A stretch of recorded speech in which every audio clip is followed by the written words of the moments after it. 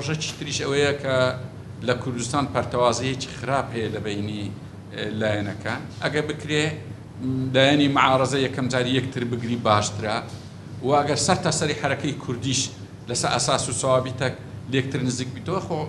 خراپ نییە. ئەوەی کە مەترسیە لەو دەمەی ئەو چوار مەلەفەی تورکیایە مەلەفی ئەوی دەگوتری بێویج مەجلیسی یان میساقی میلی لۆزانە سیڤەرە لەگەڵ ویلایەتی مووسڵ ڕاستەکەی دەسەڵاتی کوردی هیچ دراسەتی لەسا و مەوزوعی نەکردی ئەوە چەند جارە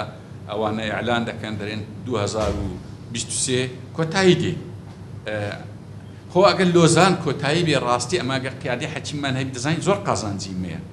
لە منەوە مەوزوعانە ڕەنگە پێویست نەکە شەرعەکەم لە بۆ نخبەتی وە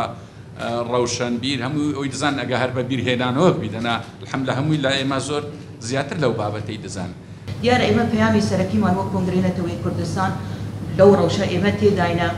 بۆ مەسئلەی داگیرکاری عێراقە چونکە عێراق وەک وڵاتێکی سیادەی خۆی هەیە لە مەجلیس ئەمن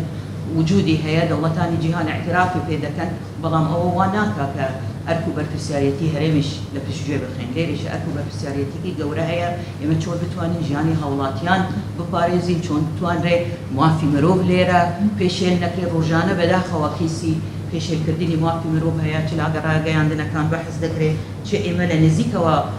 دەبینین و پێداچوونەوەمان بۆ هەیە ئەوە خۆی لە خۆیدا دەبوتە هۆکارەکە ئەو